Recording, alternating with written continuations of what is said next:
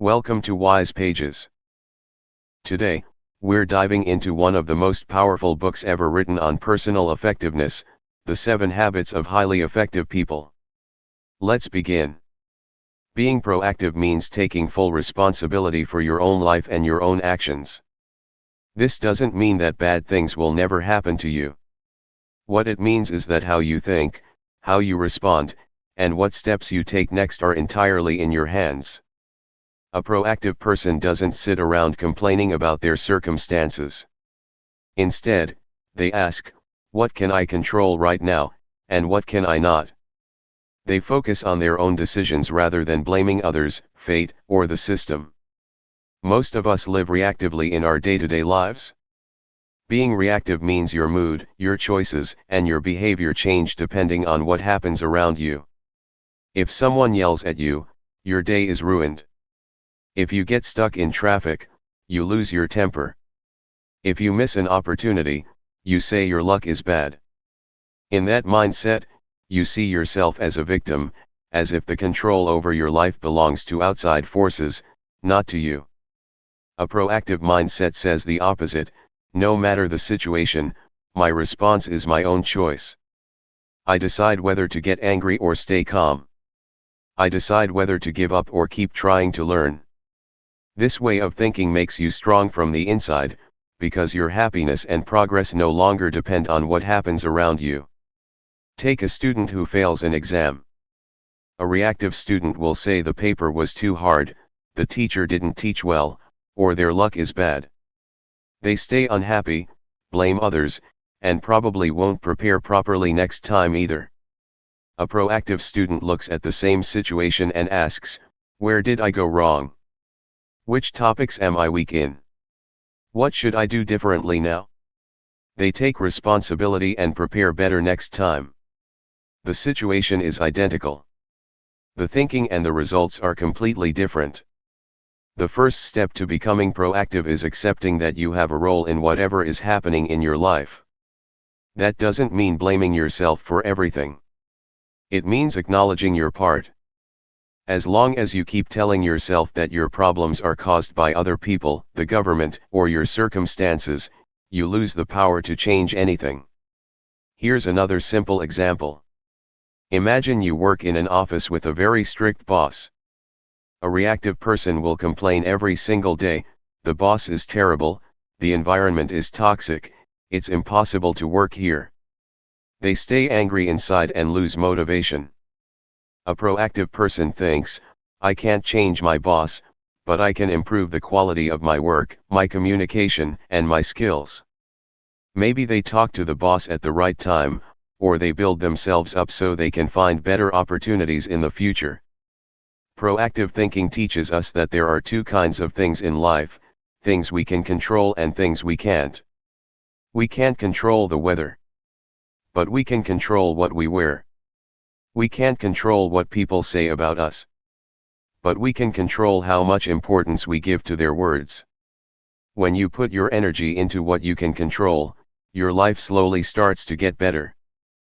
People often say, I got angry, what could I do? The truth is, feeling angry might be automatic. But what you say and do when you're angry is a choice. A proactive person creates a small gap between themselves and the situation. In that gap, they think, then they respond. A reactive person skips the gap and reacts immediately. Think of an argument at home. A reactive person shouts back immediately, drags up old issues, and makes things worse. A proactive person hears the same words and thinks, if I stay calm now, maybe this can be resolved. They speak at the right time, with the right words. This protects both the relationship and their own peace of mind. Being proactive also means preparing for the future.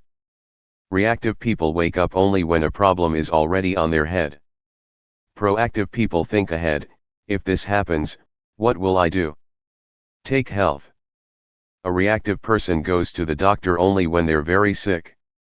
A proactive person pays attention to good food, exercise, and sleep so that sickness doesn't come in the first place.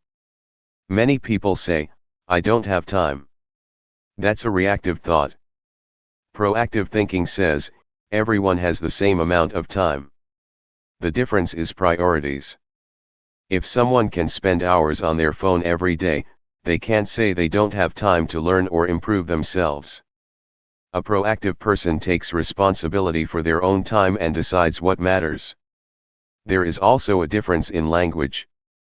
Reactive people say, I'm forced, I can't do anything, this always happens to me. Proactive people say, I can choose, I can try, I'll find another way. Words seem small, but they change your thinking deeply. Imagine someone loses their job. A reactive person breaks down and says, my life is ruined. A proactive person feels the sadness, but then asks, what can I learn from this? What are my options now? Maybe they learn a new skill, start something new, or look for a better job. Proactive thinking gives them the strength to move forward. One huge benefit of being proactive is that you start to feel powerful. When you realize that your decisions matter, your confidence grows. You are no longer a slave to other people's moods, to circumstances, or to hurtful words. You know that whatever happens, you can face it. Becoming proactive doesn't happen in one day. It's a habit that builds slowly. At first, you'll still be reactive many times. But as you become more aware, you'll learn to pause and think. Every time you respond thoughtfully, you become a little more proactive. A simple practice is to ask yourself whenever a difficult situation arises, what is in my control right now? There will always be something, your attitude, your effort, your next move. When you make this question a habit, you move gradually from complaint to solution. In the end, being proactive means becoming the driver of your own life. Do you want to sit as a passenger, letting circumstances take you wherever they want? Or do you want to take the steering wheel and decide your own direction? A proactive person isn't perfect, but they are aware. They know that in every situation, they have a choice, and that choice shapes their future. When you adopt this mindset, you complain less and find more solutions. You stop trying to change others and focus on improving yourself. That is the real power of a proactive life. Now let's talk about the second habit, begin with the end in mind. This means being clear, before you live your life, about what you ultimately want to become and what your life's deepest purpose is. Most people go through their days without thinking deeply.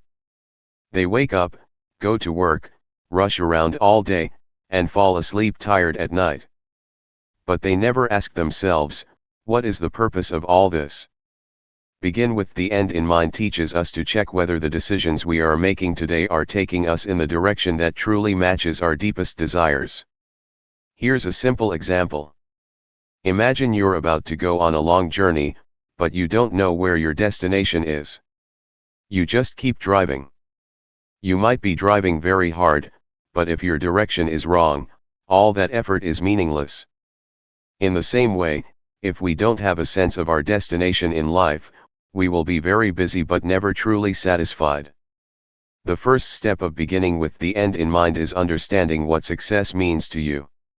Success is different for everyone. For some, it's a big house and money. For others, it's peace of mind, or time with family, or making a good contribution to society. The problem arises when we start living according to other people's definitions without knowing what we ourselves truly want. Take someone who becomes a doctor because their parents wanted it, because society respects doctors, and because the money is good. But inside, they love teaching. They wanted to educate children. That person may look successful from the outside, but inside they feel empty. If they had thought earlier about what they wanted to see at the end of their life, they might have become a great teacher and been much happier. Beginning with the end in mind isn't only about career. It's about the whole picture of your life. What kind of person do you want to be? What do you want to be remembered for? When your children grow up, what will they say about you? On the last day of your life, will you feel that you lived well? These questions sound heavy, but they give you the right direction. Consider a parent raising a child. If you are clear that you want to raise an honest, independent, and compassionate human being, then your daily decisions will follow that vision. You won't focus only on grades. You'll also pay attention to behavior, thinking, and habits.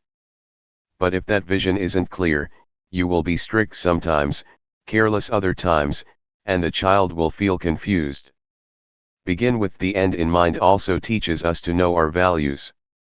Values are the principles by which we want to live: honesty, respect, hard work, family, freedom, learning, service. Every person's values may be different. The problem is when we make decisions without knowing our values. Then we constantly compromise in the wrong places and regret it later. Imagine your highest value is spending time with your family. But you choose a job that requires overtime all the time, leaving no time for family. At first, the money feels good, but slowly you feel restless inside. If you had decided your end in mind from the start, you might have chosen a life with a little less money but much more balance. This principle also helps in small daily decisions. Suppose you have decided that you want to live a healthy life, that's your end in mind. Now daily decisions become easier. When junk food is in front of you, you ask, does this match my long-term goal? When you feel lazy in the morning, you remind yourself that you want to see yourself as a fit person. Your vision guides your everyday choices. Take a student whose dream is to become a good professional in the next 5 years and support their family. If that goal is clear in their mind, they will spend less time on social media today, focus more on their studies, and learn important skills. But if they have no clear end in mind, they just pass the time and one day suddenly realize that time has slipped away. People often say, I don't know what I want to do. That's very common. Begin with the end in mind doesn't say you must have everything perfectly clear. It says you should at least have a direction. You can know what kind of life you don't want. You can decide what you will not compromise on. That itself is a form of beginning with the end in mind. In relationships, if you want your relationship to be built on trust and respect, you will avoid lying even about small things. You won't use hurtful words in anger.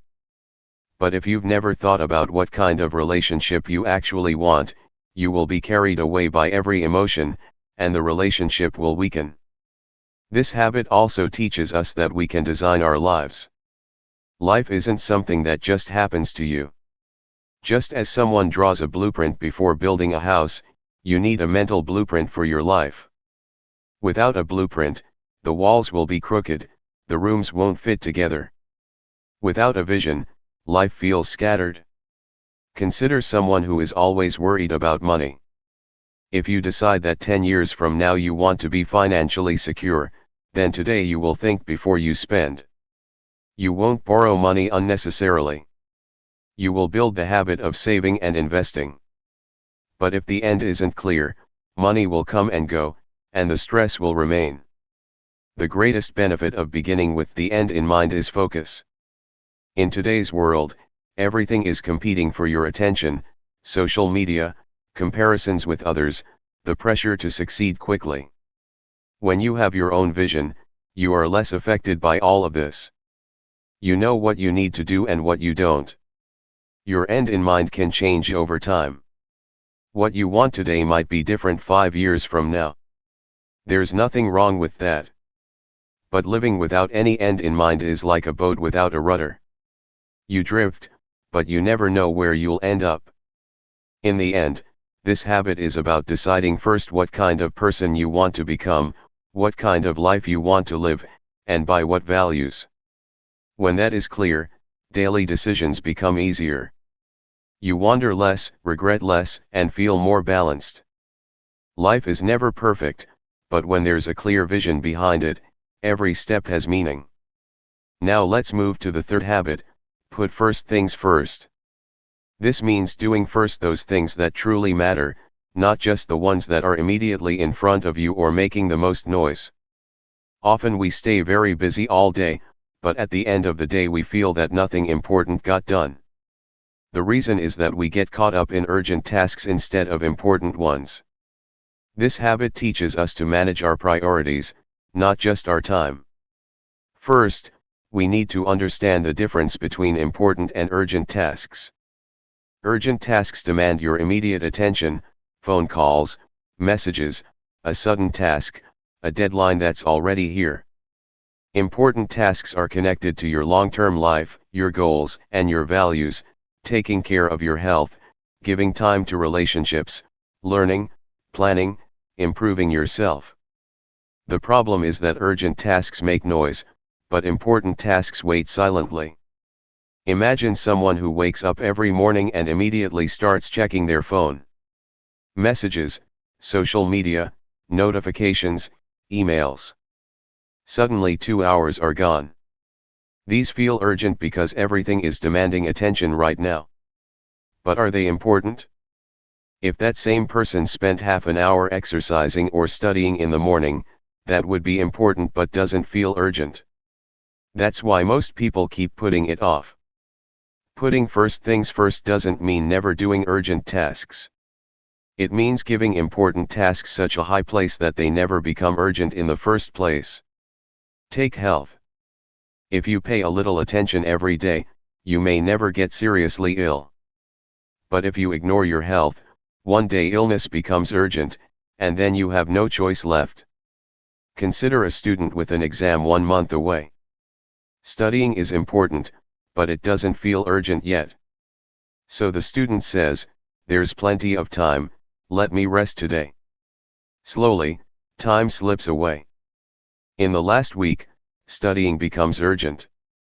Then comes stress, fear, and lack of sleep. If that same student had studied a little every day, studying would have remained important but never become urgent.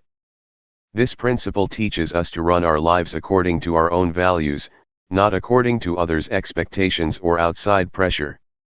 If family is important to you, then giving time to family should be your priority. But what often happens is we say, "Work is too much right now, I'll give time later." That later never comes. Urgent tasks keep appearing in new forms. Think of a working person who is busy from morning to evening. The boss's emails, meetings, calls, reports, everything feels urgent. They come home exhausted and don't feel like talking to their children or spending time with their partner. Slowly, distance grows in relationships. They think, when work gets a little lighter, I'll fix everything. But work never gets lighter. If they had decided from the beginning that taking time for family every day is important, they would have organized their time accordingly. Putting first things first means you decide the direction of your life. If you don't decide what's important to you, the world will decide for you. Then you spend all day working on someone else's agenda, and you have no time left for your own goals. A very relatable example is the mobile phone. You decide that today you want to learn something new for 1 hour. That's important to you. But as soon as you sit down, a notification appears. You think, "I'll just check for 5 minutes." Those 5 minutes become half an hour without you even noticing. Here, the urgent defeated the important. This habit also teaches us the importance of planning. People who start their day without a plan mostly end up tangled in urgent tasks. But people who decide in advance what their 2 or 3 most important tasks are for the day feel much more satisfied at the end of the day. They may have done fewer tasks, but they did the right tasks. Putting first things first also teaches us that saying yes to everything is not wise. Many times we say yes to every request just to make others happy. The result is that we have no time left for our own important work. A proactive and wise person knows when to say yes and when to say no. Think of a social example. You need to study or work on a skill. A friend says, "Let's go out." That feels urgent and attractive in the moment. If you say yes every time, your important goals will keep getting left behind. Putting first things first doesn't mean never having fun. It means creating balance and not ignoring what truly matters. Important tasks are often difficult. That's why we avoid them. Exercise feels hard. Studying feels hard. Honest self-reflection feels hard. Urgent tasks are easier, or at least they give an immediate reward. But the person who does important tasks first is the one who moves ahead in the long run. Consider a relationship that has problems. Talking about it is important, but it doesn't feel urgent. People think it will get better with time. But when the problem becomes very serious, it becomes urgent, and the relationship comes to the edge of breaking. If attention had been given to the important things early on, the urgent crisis could have been avoided. One big benefit of putting first things first is less stress. Most stress comes from urgent tasks. When everything has to be done at the last moment, your mind becomes exhausted. But when you do your important tasks first, life begins to feel more balanced and peaceful. This habit builds slowly. At first it will feel difficult because your mind is used to urgent things. But as you ask yourself every day, what is the most important thing I need to do today, your thinking will begin to change. You will become less busy and more effective. To sum up, putting first things first means running your life by your own values and goals, not by the noise of the crowd. Many things will demand your attention every day, but not everything is important. What truly matters is what determines the direction of your life. When you learn to put the important first, clarity, balance, and contentment slowly enter your life. Now let's talk about the fourth habit, think win-win. This means having a mindset where in any situation, it's not about me winning or the other person winning. The goal is that both sides benefit. No one feels like a loser, and no one feels cheated. This principle applies deeply to relationships, work, business, family, and daily life. Most problems arise because we either have a win-lose mindset or we reluctantly accept lose-win. First, we need to understand why win-win thinking is so important. We live in a society, not alone. Our lives are connected to other people. If one person wins and the other loses every single time, the relationship slowly deteriorates. The loser feels resentment, anger, and frustration inside. On the other hand, if a person gives in every time, they begin to feel weak and worthless. Win-win thinking avoids both problems. Win-lose thinking is very common. In this mindset, a person believes that if I am winning, the other person must be losing. Like some students at school think, if I come top, others will be behind, so I just need to get ahead of everyone. At the office, people think, if I get the promotion, someone else won't, so I can go to any length. This thinking might look successful from the outside, but it weakens relationships from the inside. Now consider lose-win thinking. In this mindset, a person backs down to keep the peace or out of fear. They say, fine, you win, it doesn't matter to me. On the outside this may look nice, but on the inside they start losing their own sense of value. Slowly, people start taking them lightly, and they themselves become frustrated with themselves. Think win-win is the balance between these two. In this mindset, a person neither dominates others nor lets themselves be dominated. They state their needs clearly and with respect, while also trying to understand the other person's needs. This isn't easy, but in the long run it is the most sustainable way. Take a simple household example. Two people are arguing over what to watch on TV. One wants the news, the other wants a series. In win-lose, one grabs the remote by force and the other gets angry. In lose-win, one silently gives up and stays unhappy inside. In win-win, they sit down and talk. Maybe half an hour of news and half an hour of the series, or one watches the news on their phone. Here, both get something. Think win-win starts with a belief. When we accept that there are enough opportunities for everyone in this world, we stop seeing others as enemies. Many people think resources are limited, chances are limited, so someone else's gain must be my loss. But in most cases, that's not true. With the right conversation and wisdom, new solutions can emerge. Here's an office example. Two employees want to work on the same project because that project offers a chance to move ahead. In win-lose thinking, both try to pull each other down. In lose-win, one quietly steps back. In win-win, they see if they can work together on the project or divide the work so that both their skills are shown. The company benefits, and both employees benefit. A big part of win-win thinking is understanding the other person's needs. Often we only want to get our own way. But win-win doesn't ask only what do I want.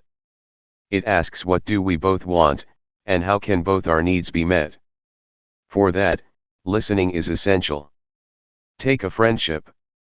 Suppose your friend wants you to go out with them every weekend. But you want to spend some time alone or with your family. In win-lose, either the friend gets upset or you feel exhausted. In win-win, you talk openly and say, some weekends we'll go out together, and some weekends I'll keep for myself. The friendship stays intact, and your needs are also met. Some people think win-win always means finding a middle ground. But that's not entirely correct. A middle ground is often a compromise where both lose a little. In win-win, we try to find a solution where both are genuinely satisfied. Sometimes that requires thinking of a completely new approach. Consider a business example.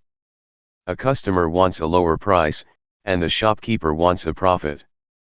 In a compromise, the shopkeeper lowers the price a little and the customer pays a little more, but neither is fully happy.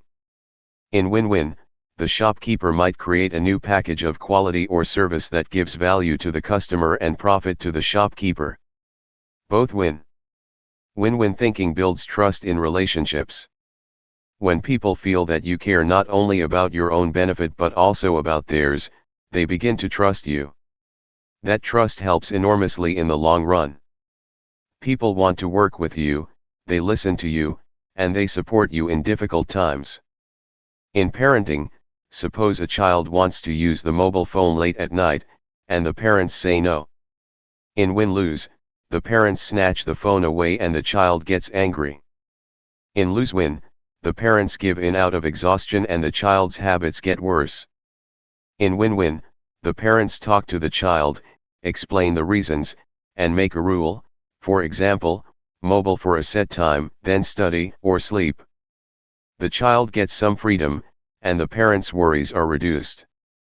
Think win-win also means understanding that win-win isn't possible in every situation. Sometimes the other person simply isn't ready for it. But even then, your own thinking remains clear. You know that you honestly tried to find a way that benefited both. That thought keeps you peaceful inside. In the end, think win-win reminds us that life is not a zero-sum game. Not every victory has to come at someone else's loss. When we think together, speak openly, and understand each other's needs, we find solutions that strengthen relationships and give everyone a chance to move forward.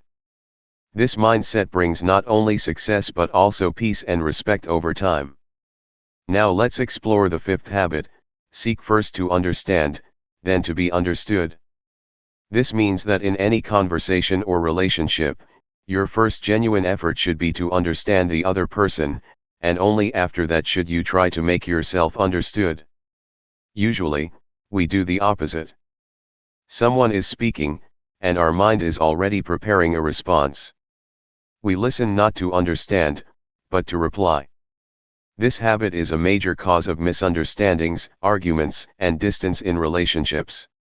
Often two people are arguing about the same thing, but in reality they are both troubled by different issues. Neither gets to finish their thought, and the other interrupts. Both feel that the other person isn't listening to them. The truth is that neither tried to understand first. Seek first to understand reminds us that expecting to be understood without first understanding is useless. Take a simple household example. A wife says, "You don't give me any time." The husband immediately replies, "I work hard all day, and I do it for you. Here the husband is busy proving his own point. He didn't try to understand what his wife actually meant. Perhaps she meant she needs emotional connection, a little conversation. If the husband had first tried to understand and asked, "What kind of time do you need?" the argument might never have happened. The first step of seeking first to understand is listening deeply. Deep listening doesn't mean just hearing the words, but also understanding the emotions. The other person often speaks more through their feelings than through their words. If we only catch the words and ignore the feeling, the message remains incomplete. In a friendship, suppose a friend suddenly starts keeping distance. You think they have become proud or no longer need you. You start complaining. But if you first try to understand and calmly ask if everything is all right, you might learn that they are going through a personal problem. Trying to understand can save the relationship. In the office, this principle becomes even more important. Your boss says your work isn't good. Your immediate reaction might be that the boss doesn't like you or is putting you down. You either stay quiet or start arguing. But if you first try to understand exactly what the boss is unhappy about, which part needs improvement, that same conversation can become a learning opportunity. Seek first to understand doesn't mean you have to agree with everything. It means you first see the complete picture from the other person's side. Understanding and agreeing are two different things. You can understand someone's point without agreeing with it. But when the other person feels heard, they become much more willing to listen to your point. This habit takes practice because our natural tendency is to jump in with our own view. But when you learn to pause, to ask questions, to reflect back what you've heard, you'll be amazed at how many conflicts simply dissolve. People don't always need you to agree with them. Often, they just need to feel that you genuinely understand where they're coming from. In the end, this habit is about respect. It says that the other person's reality matters as much as your own. And when you make understanding your first goal, being understood becomes much easier. You stop wasting energy on arguments that go nowhere, and you start building bridges instead of walls. Thank you so much for listening all the way to the end, friends. This was Wise Pages. Let us know in the comments how you found this summary, and we'll see you in the next one.